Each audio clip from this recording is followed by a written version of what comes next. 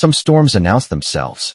They roll in with a bruised sky and a charged, electric scent in the air, giving you time to shutter the windows and brace for impact. Others, the more insidious kind, are born in the deceptive calm of a perfect morning. They brew in the silence between words, in the promises made too casually, in the slow, imperceptible drift of two people who share a bed but no longer share a world. That morning was of the latter sort. The sun sliced through the kitchen blinds in clean, golden bars, illuminating the dust motes dancing in the air. It was a morning that promised nothing but benign routine. I was halfway through a bowl of porridge, the kind with cinnamon and raisins that Brandy said was good for my cholesterol, when she dropped the anchor for the day. "Don't forget the banquet tonight, Ben." Her voice wasn't a reminder. It was a blade, honed sharp enough to slice through the sleepy fog still clinging to my thoughts. She stood by the door, already a portrait of corporate efficiency in a crisp navy blazer and heels that clicked with authority on the hardwood floor. Her keys were in one hand, her briefcase in the other. She was a woman already in motion, while I was a man mired in the pleasant inertia of a Tuesday. I glanced up, manufacturing a smile I hoped looked more reassuring than it felt. "Don't worry. I'll be there. Promise." I leaned back in my chair, projecting a casual confidence that was, in hindsight, a monumental fraud. A promise, from my lips, had become a currency devalued by years of casual inflation. I'd be late. I'd be on time.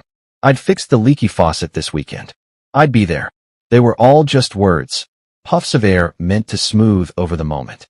She gave me one last look, a long, unreadable appraisal that seemed to weigh 24 years of our shared history in a single, silent moment. It was a look that held both a desperate, flickering hope and the heavy ballast of doubt. Then, with a final, decisive click of her heels, she was gone. I sat there for a moment, listening to the sound of her car starting in the driveway, a sound that had become the true starting pistol of my day. I rinsed my bowl in the sink, the warm water sluicing over my hands, and set my phone on the cool granite of the kitchen counter. In that moment, the banquet was a distant abstraction, a faint blip on a far-off radar.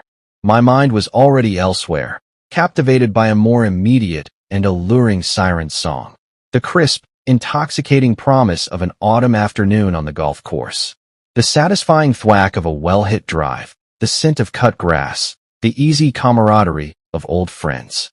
The world, I felt, had other, better plans for me, and none of them involved making small talk over rubbery chicken while wearing a tie that felt like a noose. The decision, if you could even call it that, was made without conscious thought. It was a reflex, a gravitational pull toward pleasure and away from obligation. I went upstairs and changed, shucking off the persona of the responsible husband and slipping into the comfortable skin of just Ben. Golf shirt, worn chinos, scuffed shoes. I grabbed my clubs from the back of the closet, the familiar weight of the bag in my hand a comforting reassurance. I tossed them into the trunk of the car, the clatter of steel shafts a sound of pure, unadulterated freedom. The plan, as it formed in my head, was a masterpiece of self-delusion. It was simple, elegant, and utterly foolproof.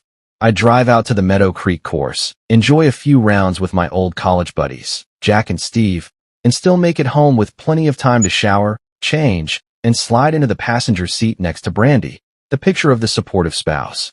Easy. What could possibly go wrong? The weather was a conspiracy, an accomplice to my truancy. The sky was a vast, cloudless expanse of impossible blue. The air was crisp, with just enough of an autumn breeze to rustle the turning leaves and make the flags on the greens snap to attention. It was a day sculpted by the gods of golf, and to waste it in an office felt like a sin of the highest order. Jack and Steve were already in the parking lot when I pulled in, leaning against the fender of Jack's oversized pickup truck. Their faces, etched with the fine lines of middle age, lit up with the uncomplicated joy of men escaping their real lives for a few precious hours. We hadn't managed to coordinate a game in years, not since before our kids had all flown the coop for college, leaving us in our echoing, empty nests. "Look what the cat dragged in," Jack boomed, his voice a gravelly remnant of his days as a college linebacker. He clapped me on the back with a hand the size of a catcher's mitt. "Thought you'd gone soft on us, Benny." "Never," I laughed, feeling a genuine, uncomplicated happiness I hadn't realized I'd been missing. Just been busy. Busy is for the birds, Steve chimed in.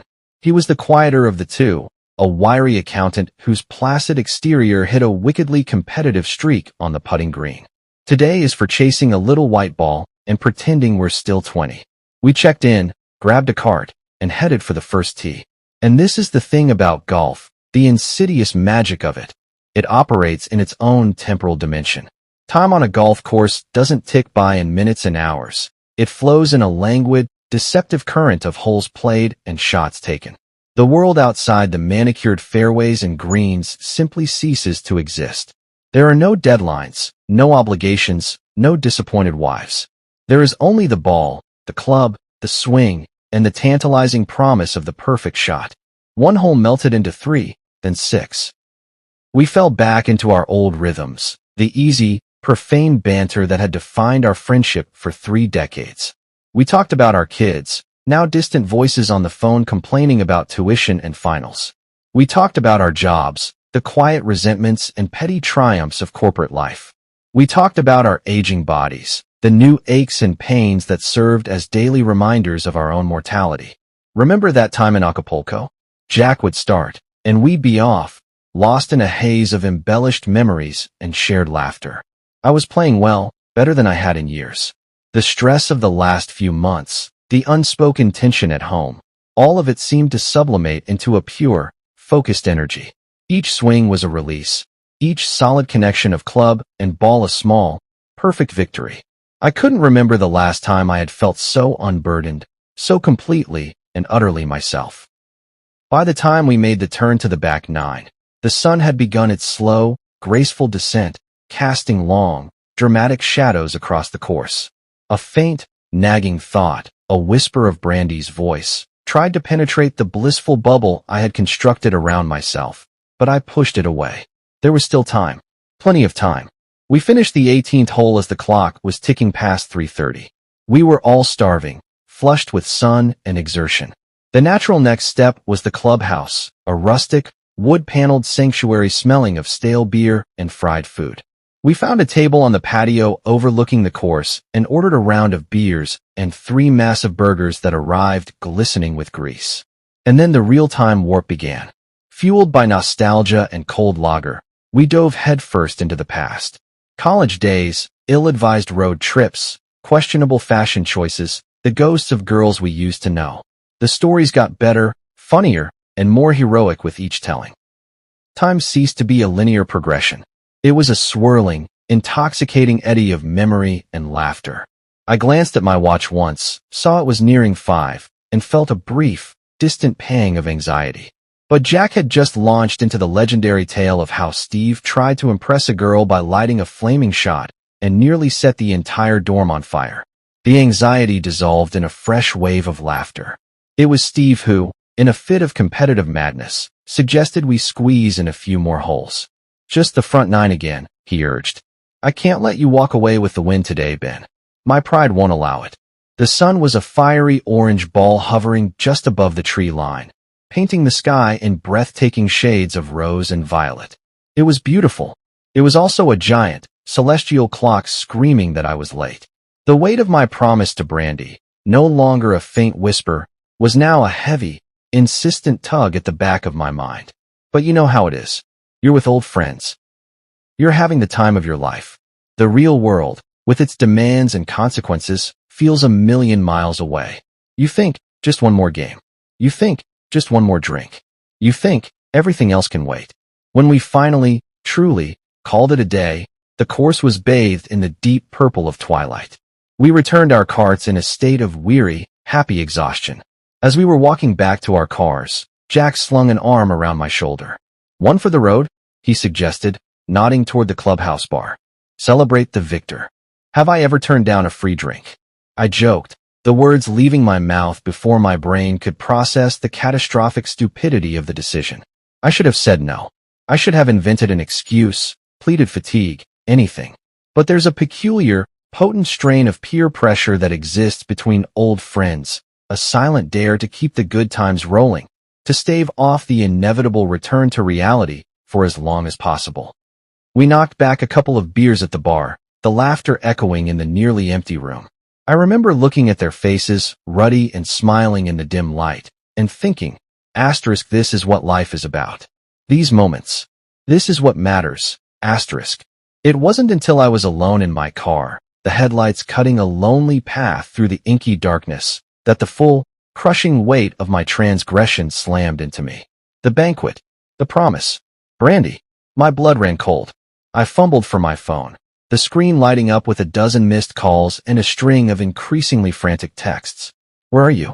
It's starting in an hour, asterisk. Ben, call me. I'm getting worried, asterisk. Are you okay? Asterisk. The awards are starting. Everyone is asking where you are, asterisk. Ben, where the hell are you? Asterisk. The final text had been sent over 2 hours ago. The banquet was probably over. I could picture her so clearly, sitting alone at a table for two, forcing a smile, making excuses for me to her colleagues, to her boss. The humiliation, the disappointment. A wave of nausea washed over me. What could I say? Sorry, I was having too much fun to remember the most important night of your career. The usual flimsy excuses, traffic, a late meeting, felt insulting in their inadequacy. By the time I pulled into our driveway, my mood had plummeted from giddy elation to a gut-wrenching dread. The house was lit up. She was home. She was waiting. I walked in, bracing for impact. And there she was. She wasn't in the living room, arms crossed, as I had pictured. She was standing in the kitchen, still in her elegant evening gown, a shimmering, sequined affair. But the sparkle of the dress was a cruel irony against the stark, frozen landscape of her face. Her eyes, when they met mine, were not fiery with anger. They were cold, desolate pools of disappointment. Where have you been? She asked. Her voice was flat, devoid of emotion. It was 1,000 times worse than shouting. And just like that, the day's carefree, sun-drenched joy evaporated, leaving behind nothing but the bitter, ashen taste of regret. I opened my mouth, the well-rehearsed lies dying on my lips. The excuses felt hollow, pathetic, even to me. I knew, in that gut-sinking, heart-stopping moment, that I had messed up on a scale I couldn't yet comprehend. This wasn't just about a missed dinner. It was about a promise, casually given and carelessly broken. It was about choosing a game over my partner. And as I stood there, reeking of beer and freshly cut grass, I wasn't sure what hurt more, her cold, quiet fury, or the dawning, sickening realization that I deserved every last ounce of it. The next day began not with a bang, but with the deafening silence of a deep freeze. Brandy's silence was an art form she had perfected over the years. It wasn't a passive absence of noise. It was an active, atmospheric pressure that filled a room, sucking the air out, leaving no space for excuses or explanations. She moved through the house like a ghost from a future I had just ruined, her movements precise and economical, her very presence a condemnation. There was no good morning, no shared glance over the coffee pot. When she left for work, she didn't even offer the courtesy of a goodbye. The click of the front door was a gavel coming down, a final judgment. Not that I blamed her. I sat at the kitchen table, poking at a bowl of cereal that had turned to mush, feeling every inch the colossal idiot I was. Missing the banquet, it wasn't a misstep. It was a full-scale demolition of trust. This was her night. The culmination of years of late nights, missed weekends, and relentless, grinding work. She was being promoted to vice president. It was a huge deal, a testament to her brilliance and tenacity. And I, her partner, her supposed biggest supporter, had been too busy sinking putts and reliving my glory days to even show up. Guilt is a tricky little beast. It should be a teacher, a stern but necessary corrective. But for me, it was a fire I was desperate to extinguish. Instead of sitting with the discomfort, letting it sear a lesson into my soul, I did what I always did. I sought a distraction. And in the modern world, what better, more potent distraction is there than the siren call of consumerism? After making a half-hearted, unconvincing call to my own office, citing a sudden and vague illness, I grabbed my car keys. I wasn't entirely sure what I was looking for as I drove to the sprawling retail park on the edge of town. An apology? Absolution. I wandered through the sterile, brightly lit aisles of a massive electronics superstore, a man adrift in a sea of technological marvels. I needed something. Something flashy. Something big. Something that screamed, asterisk, look at this grand gesture. Look how much I care. Please ignore the fact that my actions are those of a selfish, thoughtless child. Asterisk. And then I saw it. It wasn't just a television. It was a monument. A monolith. A technological god demanding worship. It was 85 inches of shimmering, high-definition perfection, its screen a vast, black mirror reflecting my own stunned, foolish face. It was the size of a small car, the kind of thing you see in sports bars or the homes of lottery winners. It was, in a word, obscene. It was perfect. A salesman, smelling the intoxicating aroma of impulsive guilt a mile away, swooped in. He was young, slick, with a smile that was all teeth and commission. This baby's the top of the line, he purred, running a reverent hand along the screen's impossibly thin bezel. The XT 9000, 4K Ultra HD, quantum dot technology. Built-in Dolby Atmos surround sound. A screen so big, you'll feel like you're in the game. He delivered the last line with a practiced, conspiratorial wink. I didn't need much convincing. My brain, starved for a dopamine hit to counteract the shame, latched onto the idea with ferocious intensity. This was the answer. This would fix it. I was already imagining it. The World Series in life-sized glory, movie nights that felt like a private cinema, Brandy's face, awestruck and forgiving, as she took in the sheer, magnificent absurdity of it all. I'll take it, I said, the words feeling powerful, decisive. I was no longer the guy who messed up. I was the guy who fixed things with grand, sweeping gestures. By the time the delivery truck, a behemoth in its own right, rumbled up to our modest suburban house later that afternoon, I was practically buzzing with a manic, self-congratulatory excitement. The two delivery guys grunted and swore as they wrestled the colossal box through the front door. The thing took up our entire living room wall. It completely blocked the door to the hall closet. It dwarfed every other piece of furniture, making our comfortable sofa look like dollhouse furniture. It was ridiculous. It was over the top. It was, I thought, absolutely perfect. As I stood there, admiring my impulsive handiwork, a sliver of the guilt I'd been trying to outrun crept back in. This wasn't an apology. It was a cover-up. A giant, expensive, high-tech distraction designed to mask the real issue. But in my defense, a defense I mounted with vigor inside my own head, I genuinely thought it might help. Maybe, just maybe, Brandy would walk in, see this temple of entertainment, and think, asterisk, wow, he really does love me. He's not such a bad guy after all, asterisk. Spoiler alert, that is not what happened. When Brandy walked through the door that evening, her reaction was not quite the awestruck gratitude I had so vividly pictured. She stopped dead in the entryway, her briefcase slipping from her grasp and hitting the floor with a dull thud. Her eyes widened, taking in the monstrosity that had consumed our living space. For a long, silent moment, she said nothing, and in that silence, I almost allowed myself to believe she was impressed. What? She finally asked, her voice dangerously calm, each syllable a perfectly formed shard of ice. Is that? Do you love it? I grinned, trying to channel the salesman's infectious enthusiasm. It's for us. For you, really. I thought. Well, I thought you deserved something nice. After, last night.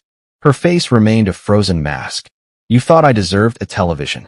Well, yeah, but it's not just a TV, it's an experience, I said, gesturing toward it with a flourish, like Vanna White revealing a grand prize. Think of all the movies we can watch. The shows. The games. Together. She cut me off with a short, sharp laugh. It was a sound completely devoid of humor, a sound that made my stomach clench. Let me get this straight. You missed the single most important night of my professional career, an event we have had circled on our calendar for 6 months. An event for which your only job was to show up. And your idea of making it right is this. She gestured at the screen with a look of withering contempt. It's not just about making up for last night. I fumbled, my grand vision beginning to crumble under the weight of her logic. It's about us, Brandy. Quality time. Quality time, she repeated, her voice rising now, the icy calm cracking to reveal the molten anger beneath. You want to talk about quality time? This thing is so big I can't even see you when you're sitting on the other end of the couch. It's blocking the closet where we keep the vacuum cleaner. Did you even think about where it would go? Or how much it cost? Or, I don't know, talking to me about it first. She wasn't wrong.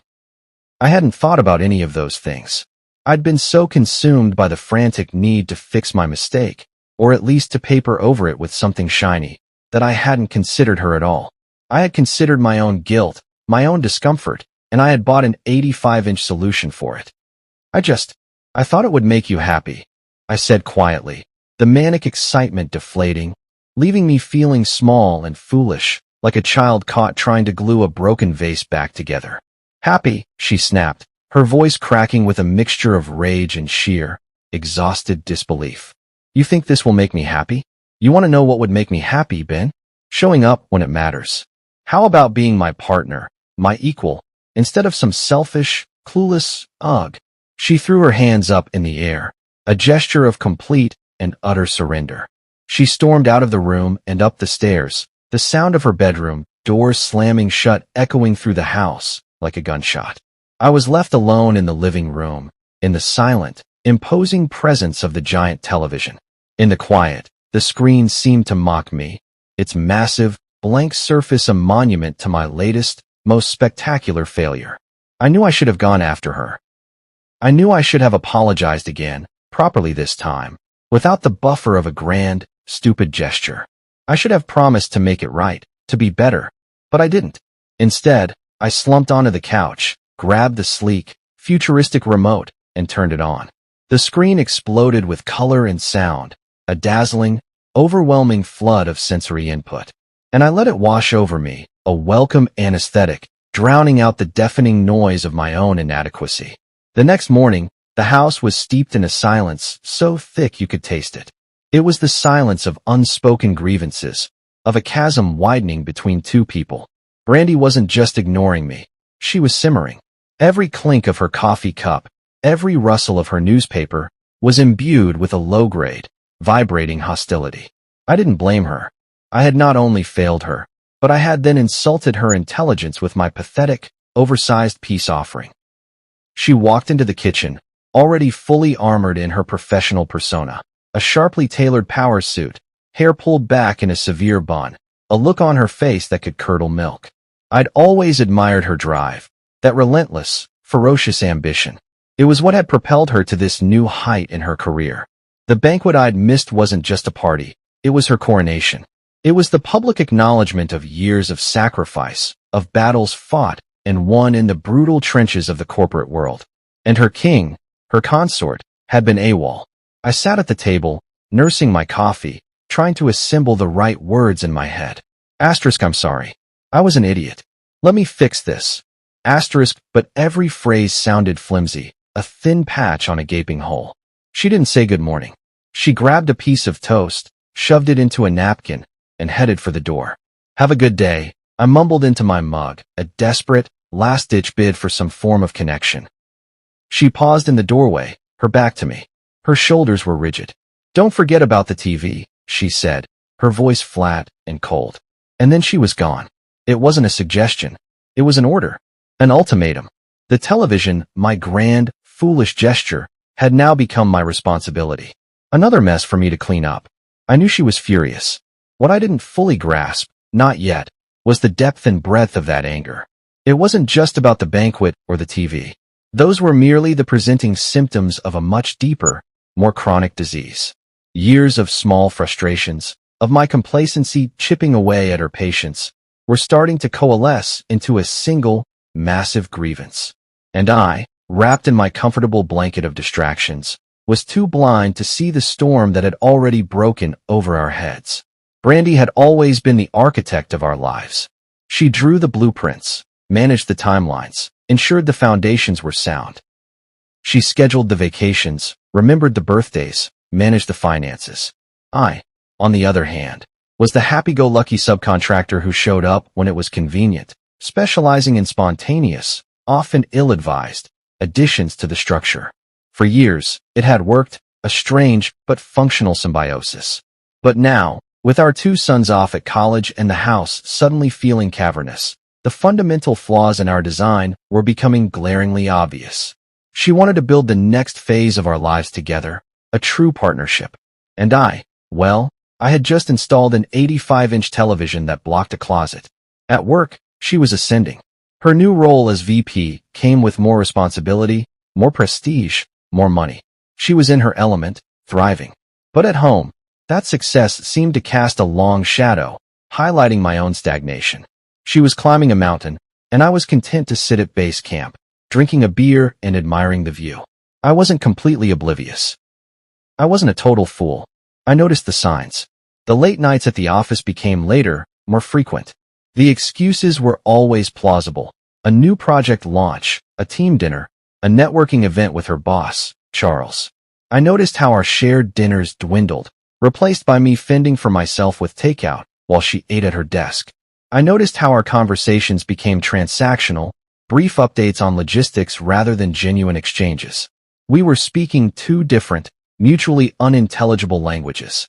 But instead of addressing it, instead of trying to learn her language, I retreated further into my own world. Golf. The new TV. Poker nights with the guys. It wasn't that I didn't care about the growing distance between us. It was that caring felt like hard work. It felt complicated. It was easier to change the channel, to pretend the static was just temporary interference, that the picture would clear up on its own. About a week after the TV incident, she confronted me.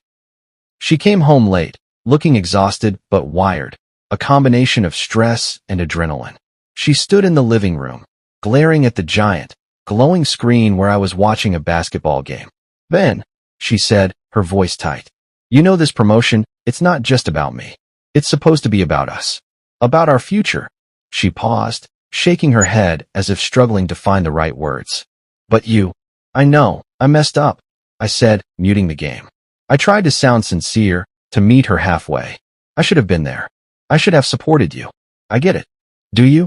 She shot back, a bitter edge to her voice. "Because it doesn't feel like you do. It feels like you're perfectly content to let me handle everything. The mortgage, the planning, the emotional labor, while you just coast. Do you even care about what's important to me anymore, Ben?" I didn't have an answer. Not a real one. The honest answer was terrifying. Of course I care, but I've gotten lazy. I've taken you for granted. I've forgotten how to be a partner. So I said what I always said. "I care," I said, my voice quieter than I intended. I don't know how to fix this." She stared at me for a long, heavy moment. Her expression softened, just a fraction. It was a flicker of the old Brandy, the one who believed in me, the one who hadn't yet given up. "Figure it out, Ben," she said, her voice weary but firm. "Because I can't keep doing this on my own." She turned and went upstairs, leaving me alone in the blue glow of the muted basketball game. Her words hung in the air, an indictment and a challenge. Figure it out. It was easier said than done. But as I sat there, dwarfed by the monument to my own foolishness, I knew she was right. The coasting was over. Something had to change. It had to start with me. I just had no idea where to begin. By the time Saturday rolled around, the tension in the house had settled into a low, humming frequency, a constant background noise of resentment. I decided I needed to do something, anything, to change the channel. My first instinct, to go golfing, was quickly suppressed. My second, to buy another large, unnecessary object, was also wisely ignored. My third idea felt, at the time, like a stroke of diplomatic genius. I would orchestrate a distraction. I called Brandy's parents that morning. They adored me. I was the laid-back, easygoing son-in-law who always laughed at her father's bad jokes and complimented her mother's cooking. "Marge, Frank," I said, my voice oozing a charm I didn't feel. "How about I treat you two to lunch today? My treat. We haven't seen you in ages." "Oh, Ben, that's lovely," her mother, Marge, chirped. "Brandy's just been under so much stress lately with this new promotion. It will be so good for her to relax and have a nice family meal." Stress. Promotion. Guilt stabbed at me again. She was juggling a new, high-pressure job, a cavernous empty nest, and a husband who communicated primarily through grand, idiotic gestures. And my solution? To use her lovely, unsuspecting parents as human shields. It was a cowardly move, but it was the only one I had. I met them at a quaint little cafe downtown at noon. They were their usual selves, Marge, prim and powdered, her hair a perfect helmet of silver, Frank, gruff and stoic, a man who communicated in grunts and nods. Where's our girl? Frank asked, scanning the menu. Running a bit late, I lied smoothly. You know how it is. She's got a lot on her plate these days. The lunch was pleasant, a masterclass in surface-level conversation. They doted on me, asked about my golf handicap, and recounted stories from their recent cruise to Alaska. I played my part, the attentive, loving husband, all while a knot of anxiety tightened in my stomach. Frank clapped me on the shoulder as we were leaving. You're a lucky man, Ben. She's a hell of a woman, our Brandy. Yeah, I said, the word feeling like a stone in my throat. I know. But the lunch was just act one of my poorly conceived play. Instead of driving them home, I took a detour. I had another meeting planned, another piece on the chessboard I was clumsily rearranging. Where are we going? Marge asked, her voice laced with confusion as I turned down a residential street she didn't recognize. There's someone I'd like you to meet, I said, my voice a mask of calm. Just trust me. The day before, I had received a phone call from a woman named Cindy Walsh. Her name meant nothing to me. Her voice on the phone, however, was unforgettable, a frayed, weary thing, stretched thin with a pain I didn't yet understand. She said she had something important, something I needed to know about Brandy. At first, I dismissed it as a prank call, a scam. But she was insistent. You need to hear this in person, Mr. Taylor, she'd said. Trust me, it's not the kind of thing you want to ignore. So there we were, pulling into the driveway of a modest, well-kept suburban home. Marge and Frank exchanged nervous glances. A woman I now recognized from her Facebook profile picture, Cindy Walsh, greeted us at the door. She looked as exhausted in person as she had sounded on the phone. She led us into a living room that was tasteful and minimalist, a stark contrast to the chaos brewing in my own life. Thank you for coming, she said, her hands twisting in her lap. This isn't going to be easy. What is this all about? Frank demanded, his protective fatherly instincts kicking in. Cindy took a deep, shuddering breath. She glanced at me, a silent question in her eyes. I gave a slight, almost imperceptible nod, my own stomach churning. It's about Brandy, she began. And my husband, Charles. Time seemed to slow down, the air in the room growing thick and heavy. Charles, Brandy's boss, the man who'd given her the promotion. The man she'd spent so many late nights at the office with. The name, which had been a benign feature of our lives for months, suddenly became venomous. Cindy didn't spare us the details. She laid it all out with a kind of numb, clinical precision. Her suspicions over the past few months. The late-night meetings. The business trip to Philadelphia last month. The one Brandy had said was a solo venture. Cindy, driven by a gnawing intuition, had followed him. She'd hired a private investigator. She had pictures. She slid a manila envelope across the coffee table. My hand trembled as I opened it. Marge gasped, a sharp, wounded sound. Frank's jaw tightened, his hands balling into white-knuckled fists. And there it was. Irrefutable. Clear as day. Brandy and Charles, laughing at a candlelit dinner, holding hands as they walked down a city street. And the final, brutal image, kissing, silhouetted against a hotel room window. It wasn't a brief, drunken mistake. It was an affair. A separate life. A complete and utter betrayal. My stomach revolted, but my face remained a neutral mask. I was no longer a husband. I was a strategist, absorbing enemy intelligence. I'm so sorry to be the one to tell you this, Cindy said, her voice cracking. But I thought, you all deserve to know the truth. For a long moment, the only sound in the room was Marge's quiet, stifled sobs. There must be some mistake, she whispered, her voice pleading. Our Brandy, she wouldn't. She's not that kind of woman. I looked up from the photographs, my eyes meeting Marge's. Mom, I said, my voice quiet but firm. It's her. The drive back to our house was a silent, suffocating ordeal. Marge wept quietly in the back seat while Frank stared out the window, a thundercloud of rage gathering on his face. When we pulled into the driveway, Brandy's car was there. She was home. She was standing in the living room as we walked in, a bright, welcoming smile on her face. The smile faltered, then died completely as she saw Marge's tear-streaked face, Frank's stony expression, and me, standing there like an executioner, holding the manila envelope. What's going on? She asked, her voice unsteady. Cindy Walsh wanted to have a chat, I said, my voice as even and cold as a slab of marble. I opened the envelope and let the photographs spill onto the coffee table. Care to explain? The color drained from her face. Her eyes darted from the pictures to her parents, then back to me, wide with panic and disbelief. She looked like a trapped animal. Ben, I can't. Save it. I interrupted, the coldness in my voice surprising even myself. I think we've all heard quite enough lies for one day. She opened her mouth to argue, to deny, to explain. But the evidence was too stark, too damning. Her shoulders sagged in defeat. The fight went out of her. And for the first time in as long as I could remember, Brandy, my strong, confident, ambitious wife, looked small. She looked broken. And in that moment, I knew with a chilling, absolute certainty that our marriage was over. Sleep that night was a foreign country I couldn't find the passport for. I lay in the guest room, the sheets feeling stiff and unfamiliar, and stared at the ceiling. The images from Cindy's envelope were burned onto the backs of my eyelids, a looping, silent film of my wife's betrayal. Brandy and Charles laughing. Brandy and Charles holding hands. Brandy and Charles kissing. A strange calm had settled over me, the eerie, preternatural stillness that comes in the eye of a hurricane. The shock had given way to a cold, hard clarity. The anger wasn't a hot, explosive rage. It was a slow-burning, focused flame. I had spent years being passive, coasting, letting things slide. I had let our marriage drift. I had let her down. I had let myself go. But this was different. This was a line that, once crossed, could never be uncrossed. I wasn't going to absorb this. I wasn't going to distract myself from it. I was going to act.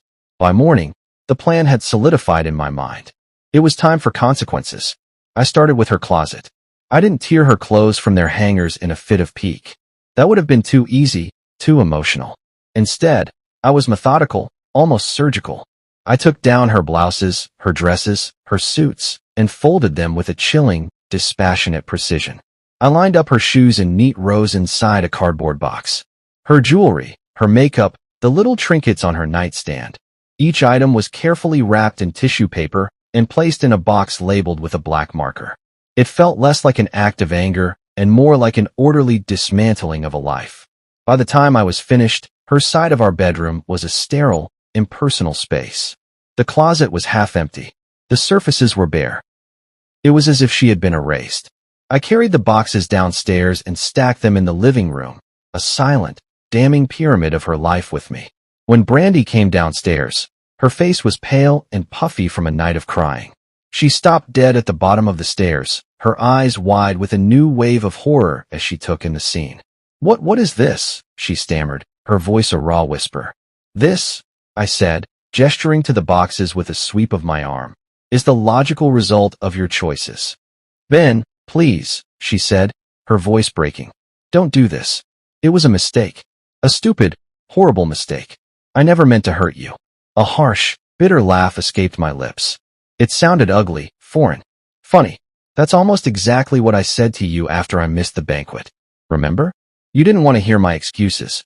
And right now, I have absolutely no interest in hearing yours." "It's not the same," she cried, taking a step into the room. This wasn't just about me. I was stressed, I was lonely, and Charles, he listened to me. "Don't," I snapped, my voice cutting through her excuses like a whip. "Don't you dare try to pin this on stress, or loneliness, or your predatory boss. You're smarter than that, Brandy. You made a choice. You chose to lie, to sneak around, to betray not just me, but your parents, your own integrity. And for what? A cheap thrill? An ego boost?" She flinched as if I had struck her. Tears streamed freely down her face now. "I love you, Ben," she whispered. "Not him. You. I love you." The words, which a week ago would have been my anchor, now felt like a desperate, pathetic lie. "Love?" I scoffed. "Is that what you call this?" Because from where I'm standing, it looks a hell of a lot like contempt. She took another step toward me, her hand outstretched, but I recoiled as if from a flame. "Don't," I said again. "You don't get to play the victim here. You forfeited that right." We stood there in a tense, vibrating silence, the pyramid of boxes between us.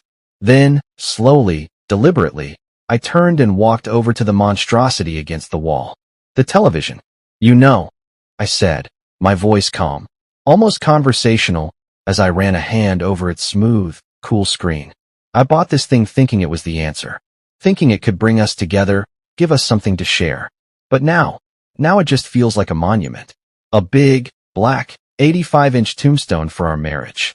Her face crumpled. She didn't argue. She didn't plead anymore. She just sank onto the couch and buried her face in her hands, her shoulders shaking with silent, racking sobs. I watched her for a moment, a strange, hollow feeling in my chest. It wasn't satisfaction. It wasn't even sadness. It was just empty. This wasn't a victory.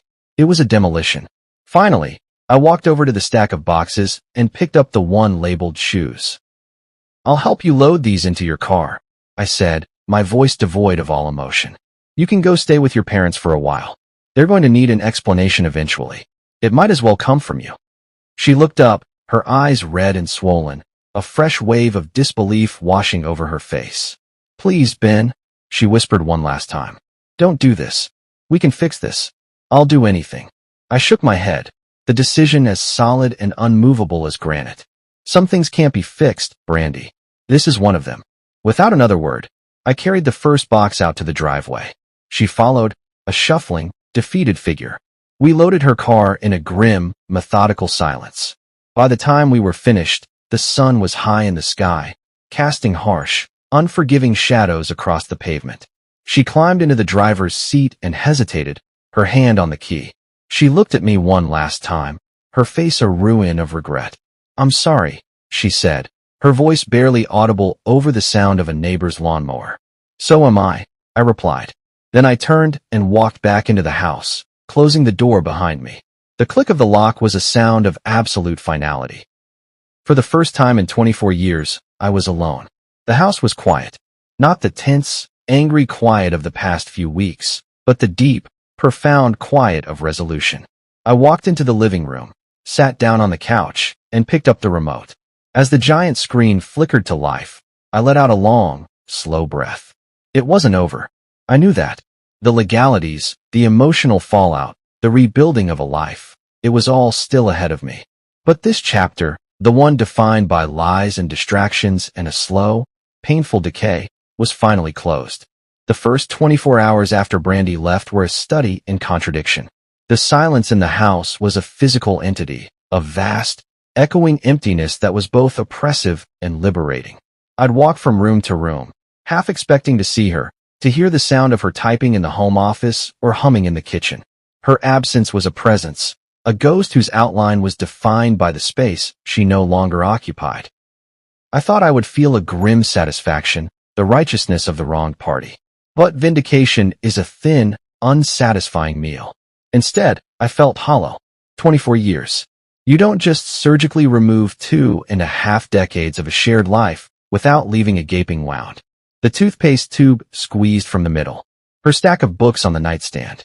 The specific way she folded the towels. These weren't just habits. They were the microscopic threads that had woven our lives together. Now, they were just loose ends, reminders of a fabric that had been torn apart. I turned on the TV, my monument to folly, hoping its roaring, artificial life would fill the void. But nothing held my attention. A baseball game felt pointless. A sitcom felt insulting. The news felt like it was happening on another planet. My mind, untethered from its usual domestic anchors, kept drifting back to the look on her face as she drove away. Was she sorry for the affair? Or was she just sorry she'd been caught in the crossfire of her own making, with her parents as witnesses? Did it even matter anymore? The damage was done. The trust was atomized. By evening, the quiet became an antagonist. I poured myself a whiskey, the amber liquid catching the light, and paced the living room. The TV loomed, its screen dark now, reflecting a distorted, funhouse version of the room, of me. It had been my act of defiance, my attempt to reclaim some power in a dynamic where I had felt increasingly powerless. Now it was just a big, stupid, expensive reminder of how badly I had misunderstood the problem. I thought about calling Jack or Steve, but the script for that conversation felt clumsy and humiliating. K. Guys, remember how I ditched my wife's big night to hang out with you? Well, turns out she was having an affair. Anyway, you want to grab a beer? No. This wasn't bar talk. This was a deep, internal reckoning I had to face alone. Around midnight, drawn by some sad, magnetic pull, I ended up in the kitchen, staring at a photo stuck to the fridge. It was from our anniversary last year. We were at that fancy Italian place downtown, dressed up, smiling for the waiter who took the picture. We looked happy, or at least, we looked like a convincing facsimile of a happy couple. I looked at the man in the photo, my own face grinning back at me. Who was that guy? He seemed so sure of himself, so blissfully unaware that the ground beneath his feet was already crumbling. I barely recognized him. And that's when it hit me, a realization that was both painful and profoundly necessary. This wasn't just about Brandy's betrayal. It was about my own quiet, slow-motion abdication. Somewhere along the line, in the comfortable, predictable rhythm of suburban life, I had let myself drift. I had become a passive passenger in my own marriage, in my own life. I complained about Brandy being the planner, the engine, but I had also been content to sit back and enjoy the ride. Her affair was her choice, her moral failure. But had I, in my complacency, created a vacuum that Charles was all too happy to fill? Had I made it easier for her to seek validation elsewhere because I had stopped providing it at home? The thought didn't excuse her actions, not for a second. But it did reframe the narrative. It wasn't a simple story of a villain and a victim. It was the far more complicated, far messier story of two people who had slowly, imperceptibly, lost their way. That realization, as much as it stung, sparked something in me. A flicker of agency. If I wanted to survive this, if I wanted to move forward and not be defined by this wreckage, I couldn't just be the guy who got cheated on. I had to take a hard, unflinching look at the man I had become. No more distractions. No more coasting. I walked back into the living room and hit the power button on the TV remote. The room plunged into darkness, save for the pale, silvery light of the moon filtering through the windows. For the first time in what felt like a lifetime, I felt a sense of purpose. I didn't know what the future held. I didn't know if Brandy and I would ever speak a civil word to each other again, let alone find a path to reconciliation. But I knew one thing for certain. The man who had let his life go on autopilot was gone. It was time to take the controls. I went upstairs and climbed into our bed. My bed now. It felt vast and cold without her, but as I lay there in the profound, unjudging quiet, it also felt like a clean slate. A beginning. The road ahead was a terrifying, unmapped wilderness, but at least now, I was ready to take the first step. The days that followed were a blur of logistics and raw, unprocessed emotion. The house, once a shared territory, became my sole dominion. I moved through the empty rooms, each one a diorama of a life that was now officially in the past tense. I found one of her earrings under the bed, a stray sock in the laundry. Each discovery was a tiny, painful archaeology of our shared life. Her parents called, their voices a fragile mixture of anger at her and sympathy for me. I kept the conversations brief, polite. I was their daughter's problem now, not mine. I finally called a lawyer, a man named Dave who had the sympathetic eyes of a priest and the ruthless vocabulary of a shark. We sat in his sterile, leather and mahogany office as I recounted the story in a flat, detached monotone. The golf game, the TV, the photos. It all sounded so pathetic, so sordid, when said aloud. So, you want to file for divorce on grounds of adultery? Dave said, scribbling on a legal pad. We can do that. It's clean, especially with the evidence you have. It gives us leverage. Leverage. The word felt ugly. I didn't want leverage. I just wanted it to be over. The process ground forward with the slow, inexorable certainty of a glacier. Papers were filed. Brandy was served. She didn't contest it.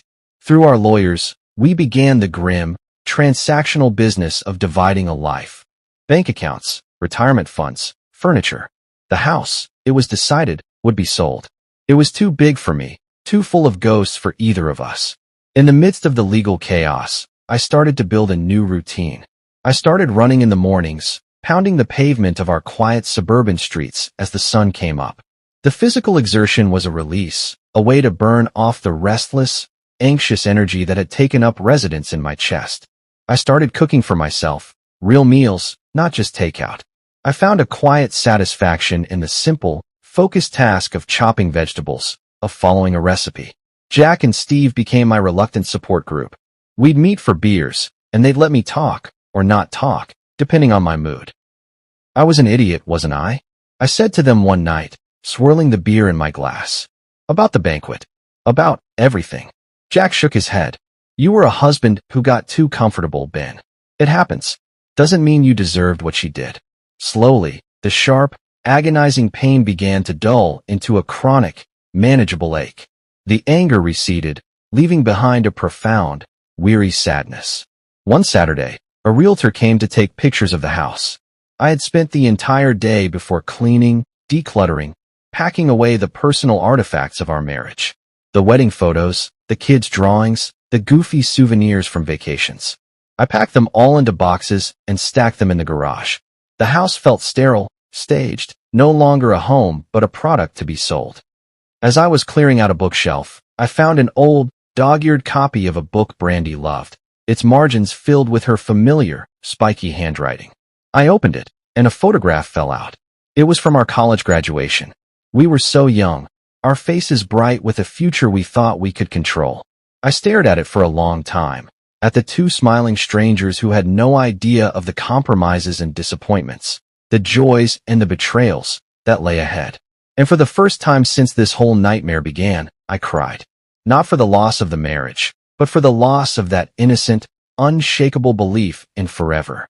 The final meeting with Brandy took place in the lawyer's office to sign the last of the papers. We sat on opposite sides of a long, polished table, our lawyers flanking us like seconds in a duel. She looked different, thinner, certainly, but there was a new resolve in her eyes. She had been through her own crucible, I realized. We signed the papers in a stiff, formal silence. As we were leaving, she turned to me in the hallway. Ben, she said, her voice quiet. I know it's too late for apologies, but I want you to know you were right. About a lot of things. I got lost, and I'm sorry I took you down with me. I nodded, the old anger completely gone now, replaced by a strange, melancholy sense of peace. I got lost too, Brandy. I hope you find your way. You too, she said. And then she walked away. I sold the television to a college kid for a fraction of what I paid for it. He and his friends could barely fit it in their pickup truck. As they drove away, I felt a final, definitive weight lift from my shoulders. I moved into a smaller apartment in the city, a place with no history, no ghosts. It was a blank slate. The first night, I ordered a pizza, drank a beer straight from the bottle, and sat on the floor, looking out the window at the endless, glittering expanse of city lights. The journey wasn't over. I knew there would be lonely nights, moments of doubt, waves of sadness. But as I sat there, in the quiet of my new, unfinished life, I felt something I hadn't felt in a very long time. It wasn't happiness, not yet. It was something more foundational, more precious. It was possibility. The game wasn't over. It had just started. And for the first time, I was ready to play.